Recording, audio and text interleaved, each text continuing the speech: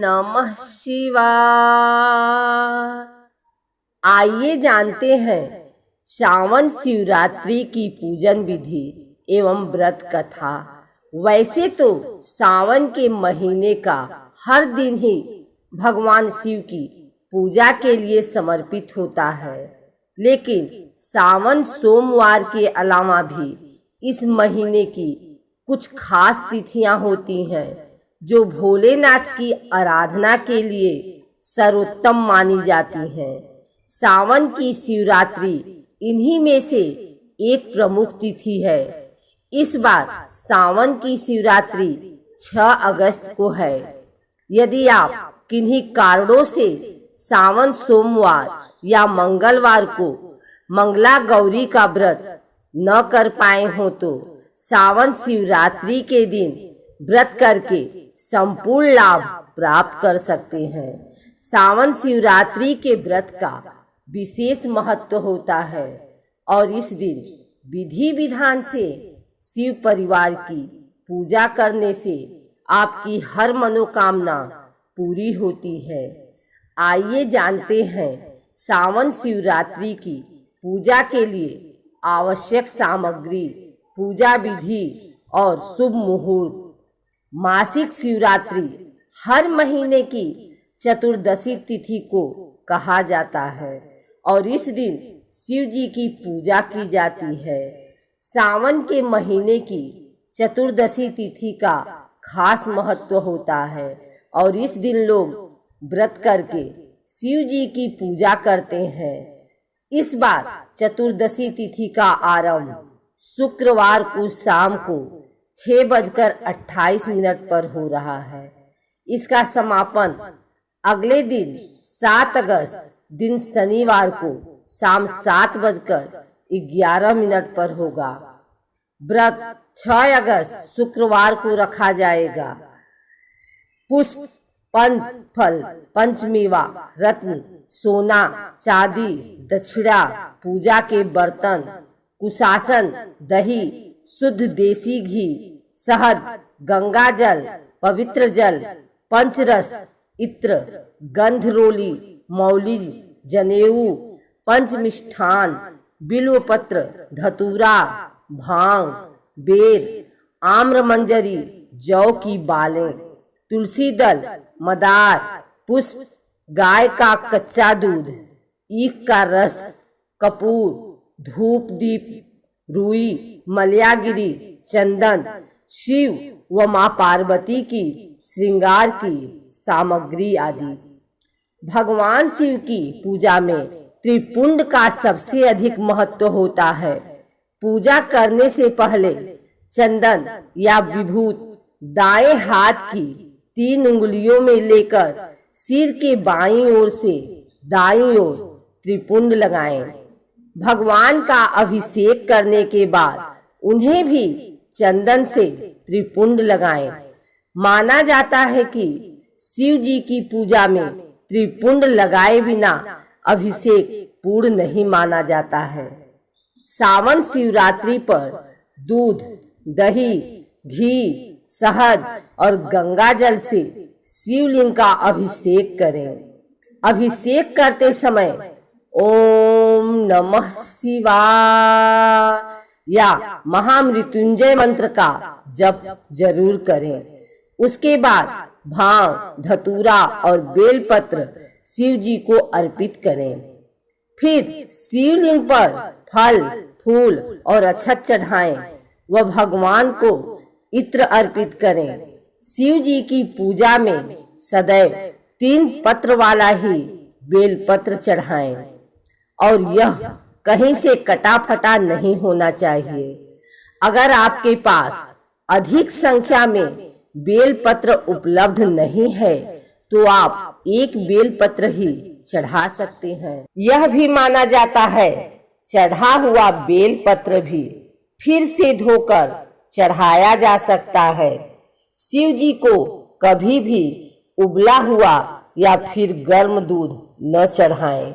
अभिषेक करते वक्त गाय का कच्चा दूध ही प्रयोग किया जाना श्रेष्ठ होता है।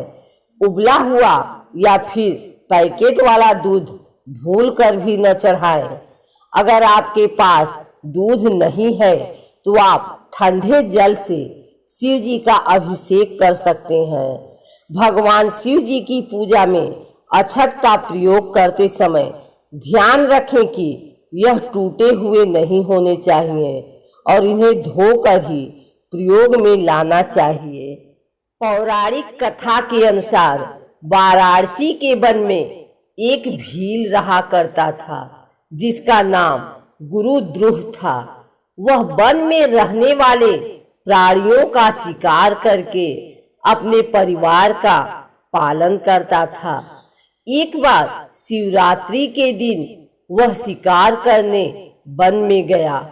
उस दिन उसे दिन भर कोई शिकार नहीं मिला और रात भी हो गई। तभी उसे वन में एक झील दिखाई दी। उसने सोचा, मैं यहीं पेड़ पर चढ़कर शिकार की राह देखता हूँ। कोई न कोई प्राणी यहाँ पानी पीने आएंगे। यह सोचकर वह पानी का पात्र भरकर बिल्व वृक्ष पर चढ़ गया। उस वृक्ष के नीचे शिवलिंग स्थापित था। थोड़ी देर बाद वहां एक हिरनी आई। गुरुद्रुह ने जैसे ही हिरनी को मारने के लिए धनुष पर तीर चढ़ाया तो बिल्व वृक्ष के पत्ते और जल शिवलिंग पर गिरे। इस प्रकार रात के प्रथम प्रहर में अनजाने में ही उसके द्वारा शिवलिंग की पूजा हो गई। तभी हिरनी ने उसे देख लिया और उससे पूछा कि तुम क्या चाहते हो। वह बोला कि तुम्हें मारकर मैं अपने परिवार का पेट भरूंगा। यह सुनकर हिरनी बोली कि मेरे बच्चे मेरी राह देख रहे होंगे, मैं उन्हें अपनी बहन को सौंपकर लौट आऊंगी। हिरनी के ऐसा कहने पर शिकारी ने उसे छोड़ दिया। थोड़ी देर बाद उस हिरनी की बहन उसे खोजते हुए झील के पास आ गई। शिकारी ने उसे देखकर पुनः अपने धनुष पर तीर चढ़ाया। इस बार भी रात के दूसरे पहर में बिल्व वृक्ष के पत्ते व जल शिवलिंग पर गिरे और शिव की पूजा हो गई। उस हिरनी ने भी अपने बच्चों को सुरक्षित स्थान पर रखकर आने को कहा। शिकारी ने उसे भी जाने दिया। थोड़ी देर बाद वहां एक हिरण अपनी हिरनी की खोज में आया। इस बार भी वह सब हुआ और तीसरे प्रहर में भी शिवलिंग की पूजा हो गई। वह हिरण भी अपने बच्चों को सुरक्षित स्थान पर छोड़कर आने की बात कहकर चला गया। जब वह तीनों हिरनी व हिरण मिले तो प्रतिज्ञाबद्ध होने के कारण तीनों शिकारी के पास आ गए।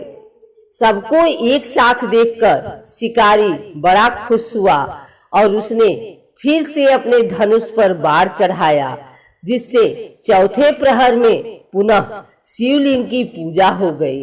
इस प्रकार गुरुद्रुह दिन भर भूखा प्यासा रहकर रात भर जागता रहा और चारों प्रहर अनजाने में ही उससे शिव की पूजा हो गई और शिवरात्रि का व्रत संपन्न हो गया, जिसके प्रभाव से उसके पाप तत्काल भस्म हो गए। सूर्योदय होते ही उसने सभी हिरणों को मारने का विचार त्याग दिया। तभी शिवलिंग से भगवान शंकर प्रकट हुए और उन्होंने गुरुद्रुह को वरदान दिया कि त्रेता युग में भगवान राम तुम्हारे घर आएंगे और तुम्हारे साथ मित्रता करेंगे, तुम्हें मोक्ष भी प्राप्त होगा। इस प्रकार अनजाने में किए गए शिवरात्रि व्रत से भगवान शंकर ने शिकारी को मोक्ष प्रदान कर दिया।